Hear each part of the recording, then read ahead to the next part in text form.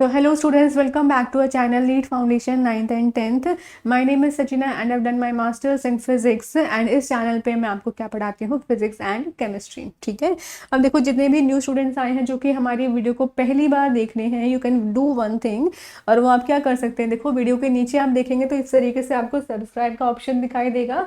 आप हमारे चैनल को सब्सक्राइब कर सकते हैं एंड साइड में देखेंगे तो आपको बेल आइकन दिखाई देगा। बेल आइकन को आप क्लिक करके ऑल को सिलेक्ट कर सकते हैं।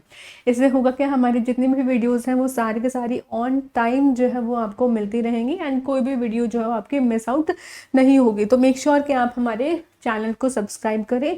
एंड इसके अलावा हमारा टेलीग्राम ग्रुप है, वो नाम क्या है, NEET foundation class 9th and 10th। इस ग्रुप में हम डेली नोट्स डालते हैं, जो भी हम क्लासेस में पढ़ रहे हैं वो सारे नोट्स हमारे जाते हैं टेलीग्राम ग्रुप में। ठीक है, एंड इसके अलावा डीपीबीज आपको मिलेंगे वहाँ पे, hand written notes, typed notes भी मिलते हैं एंड एमसीक्यू क्वेश्चंस भी आपको आपके एग्जाम पैटर्न के अकॉर्डिंग जो है वो मिलते हैं। तो मेक श्योर कि आप हमारे टेलीग्राम ग्रुप को ज़रूर से ज्वाइन करें। ठीक है, अब यहाँ पे देखो, ज्वाइन करने के लिए आप हमारे डिस्क्रिप्शन बॉक्स में भी चेक कर सकते हैं, वहाँ से भी आप ग्रुप को ज्वाइन कर पाओगे। सो मेक श्योर कि आप ये दोनों काम करें, चैनल को भी सब्सक्राइब कर दो एंड टेलीग्राम ग्रुप को भी ज्वाइन कर दो। एंड अगर आपको हमारी वीडियो अच्छी लगे तो you can also like a video. ठीक है,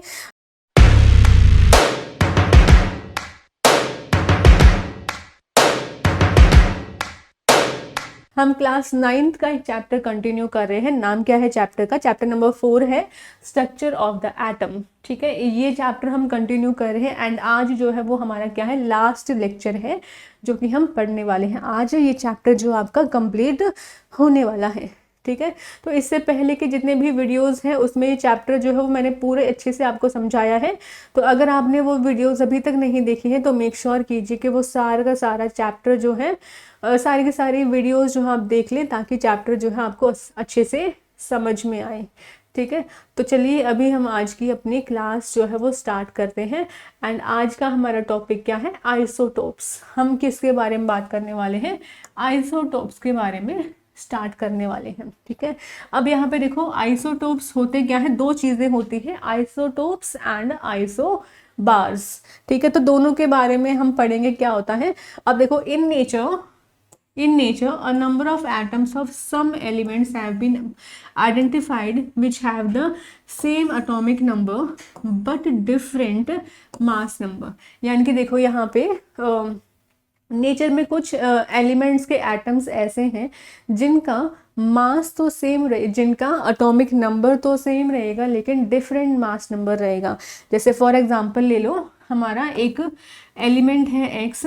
ठीक है, एक एलिमेंट है एक्स, उसके हमारा एटॉमिक नंबर तो सेम रहेगा, यानी कि जेड की वैल्यू तो सेम रहेगी लेकिन मास नंबर की वैल्यू चेंज रहेगी। जैसे यहाँ पे A1 है, नाम के लिए रख दिया है, तो यहाँ पे मास नंबर इसका डिफरेंट रहेगा से A2। ठीक है, तो यहाँ से आपको समझ में आया कि एटॉमिक नंबर तो देखो सेम है, सेम एलिमेंट है, उनका एटॉमिक नंबर तो सेम है लेकिन मास नंबर डिफरेंट है। तो हम ये क्या कहेंगे, हम क्या कहेंगे कि ये दोनों जो है ये क्या है, आइसोटोप्स है सेम एलिमेंट की। ठीक है, तो यहाँ पे आपको ध्यान में रखना है, आइसोटोप्स क्या होते हैं? those atoms of an element which have a same atomic number, जिनका atomic number तो सेम रहेगा but have different mass number। ठीक है, मास नंबर जो उनका डिफरेंट रहेगा। जैसे कि ये हाइड्रोजन के बारे में अगर देखें तो हाइड्रोजन के 3 एटॉमिक स्पीसीज जो है वो नेचर में मिलती हैं, यानी कि 3 आइसोटोप्स होते हैं हाइड्रोजन के। कौन कौन से होते हैं? प्रोटियम। ठीक है, प्रोटियम कैसे होता है? उसका एटॉमिक नंबर भी 1 एंड उसका मास नंबर भी 1। ये आप चेक कर सकते हो, देखो आपको दिखाई दे रहा होगा, है ना। हाइड्रोजन का एटॉमिक नंबर भी 1 है एंड उसका मास नंबर भी 1 है। सेम तरीके से ड्यूटेरियम का देखेंगे तो ड्यूटेरियम का एटॉमिक नंबर तो 1 ही है लेकिन उसका मास नंबर अब कितना हो गया? 2 हो गया। इसको शो करते हैं D से। ठीक है, एंड लास्ट आता है ट्रिटियम। ट्रिटियम का एटॉमिक नंबर देखो यहाँ पे भी 1 ही है लेकिन इसका मास नंबर कितना है? 3 एंड इसको डिनोट किससे करेंगे? T से करेंगे। ठीक है, तो यहाँ पे ये तीनों प्रोटियम, ड्यूटेरियम एंड ट्रिटियम, ये तीनों क्या हो जाएंगे? Isotopes of hydrogen. इतना अच्छे से समझ में आया। अब देखो इसके बाद नेक्स्ट एक और आता है ऑक्सीजन का भी, कार्बन का भी एग्जाम्पल गिवन है। कार्बन के 2 आइसोटोप्स होते हैं, एक तो मास नंबर होता है एक 12 और दूसरा मास नंबर होता है कितना 14।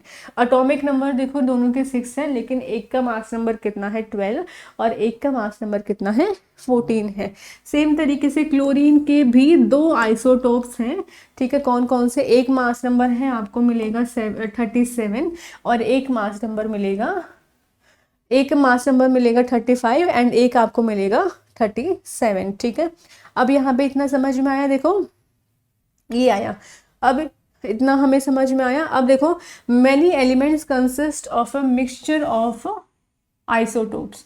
अब देखो काफ़ी सारे एलिमेंट्स जो एलिमेंट्स होते हैं मेनली उनमें क्या होते हैं, उनके मिक्सचर से बना होता है, उनके आइसोटोप्स के मिक्सचर से बना होता है एलिमेंट। यानी कि एक एलिमेंट है उसमें कुछ आइसोटोप्स, जैसे मान लो क्लोरीन के हैं, तो क्लोरीन का जो एलिमेंट है उसमें कुछ आइसोटोप्स जो वो 35 वाले होंगे और कुछ वो 37 मास नंबर वाले भी होंगे, तो उनका मिक्सचर बना होता है, ठीक है।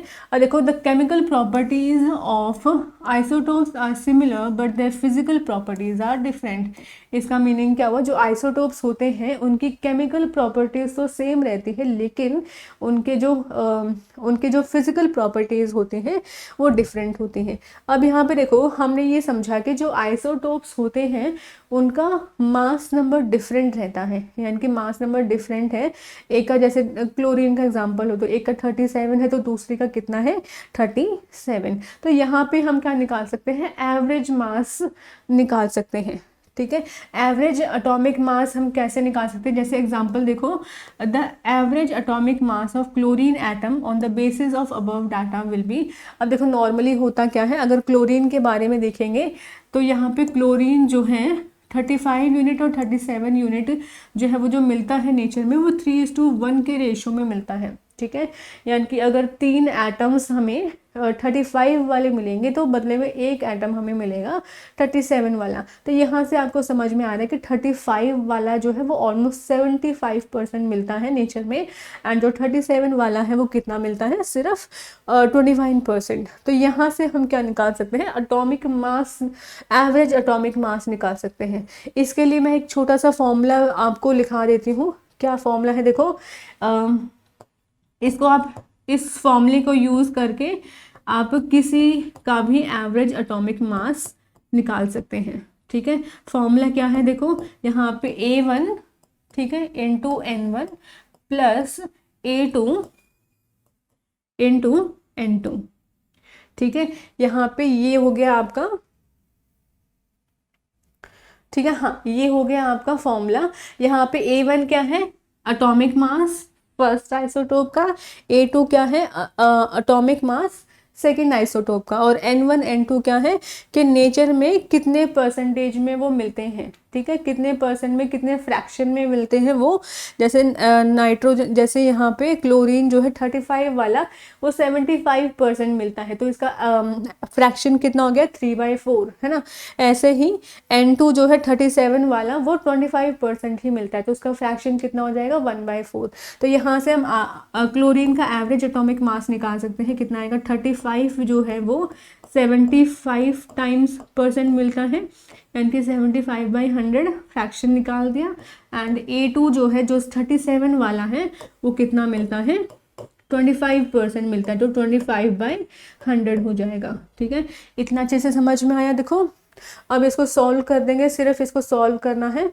देखेंगे यहाँ पे 35 इंटू 3/4 प्लस 37 इंटू 1/4, ठीक है। इसको सॉल्व करोगे तो देखो यहाँ पे कितना आएगा, 35 इंटू 5 हो जाएगा 105 डिवाइडेड बाई 4 प्लस 37/4, इनको ऐड करेंगे तो 142/4 हो जाएगा, एंड इसको सॉल्व करेंगे तो क्या आएगा 35.5 यूनिट। तो यहाँ से हमें देखो क्या मिला कि क्लोरीन का जो एवरेज एटॉमिक मास है वो कितना है 35.5 है, ठीक है। इतना अच्छे से समझ में आया, ओके, ठीक है। अब देखो नेक्स्ट आता है एप्लीकेशंस ऑफ आइसोटोप्स, यानी कि ये जो आइसोटोप्स, ये जो डिफरेंट आइसोटोप्स है सेम एलिमेंट के, इसको हम कहाँ कहाँ पे अप्लाई कर सकते हैं। तो कुछ एप्लीकेशंस क्या है, ये जो आइसोटोप है यूरेनियम का, यूरेनियम एक एटम है, एलिमेंट है, ठीक है, उसका एक आइसोटोप है जो कि फ्यूल न्यूक्लियर जो कि एक फ्यूल के तरीके से यूज़ करते हैं हम न्यूक्लियर रिएक्टर्स में। न्यूक्लियर रिएक्टर्स क्या होते हैं, आप ये पढ़ने वाले हो हायर क्लासेस में, तो अच्छे से उसको समझ में आएगा आपको। ठीक है, अब देखो नेक्स्ट आता है आपका, N isotope of cobalt is used in the treatment of cancer. Cancer treatment में कोबाल्ट का आइसोटोप जो है वो यूज़ किया जाता है। And one more thing is iodine का एक आइसोटोप होता है जो कि गॉइटर के ट्रीटमेंट पे यूज़ होता है। तो काफ़ी सारे यूजेस हैं इसके, इतना अच्छे से समझ में आया आपको। देखो अब इसके बाद जो लास्ट टॉपिक आता है आपका वो आता है आइसोबार्स। आइसोबार्स क्या होता है, isotopes same atomic number different mass number. Isobars क्या हो जाएंगे, उसका उल्टा हो जाएगा। मीनिंग क्या हुआ कि एटॉमिक नंबर तो डिफरेंट रहेगा लेकिन मास नंबर सेम रहेगा। ये हमारे क्या हो जाएंगे, आइसोबार्स। जैसे एग्जांपल देख लो, let us consider two elements. दो एलिमेंट्स का एग्जांपल ले रहे हैं, कैल्शियम, ठीक है, जिसका एटॉमिक नंबर है 20, एंड आर्गन ले रहे हैं दूसरा जिसका एटॉमिक नंबर है 18। तो यहीं से आपको समझ में आ गया, कैल्शियम का एटॉमिक नंबर 20, आर्गन का एटॉमिक नंबर 18। तो दोनों के एटॉमिक नंबर सेम है, लेकिन अगर दोनों के मास नंबर के बारे में बात करेंगे तो दोनों का मास नंबर कितना है, 40। तो यहीं से ये दोनों क्या हो जाएंगे, आइसोबार्स हो जाएंगे। इसका मीनिंग क्या हुआ, that is the total number of nucleons is the same in the atoms of this pair of elements। ठीक है, मास नंबर सेम है यानी कि नंबर ऑफ न्यूक्लियॉन सेम है, लेकिन नंबर ऑफ प्रोटॉन्स जो है वो डिफरेंट है। ठीक है, इतना अच्छे से समझ में आया। तो ये हमारे क्या हो जाएंगे, आइसोबार्स हो जाएंगे। तो हम ये कह सकते हैं कि कैल्शियम 2040 एंड आर्गन 1840, ये दोनों क्या है, ये दोनों क्या है, आइसोबार्स हैं। इतने अच्छे से समझ में आया। तो देखो स्टूडेंट्स, ये चैप्टर जो है वो आज हमारा कंप्लीट हो गया। स्ट्रक्चर ऑफ एटम हमारा पूरा कंप्लीट हो चुका है। तो मेक श्योर कि आप पूरा का पूरा चैप्टर जो है वो अच्छे से पढ़ें और उसके क्वेश्चंस जो है वो आप रिवाइज करें। Okay students, bye and take care.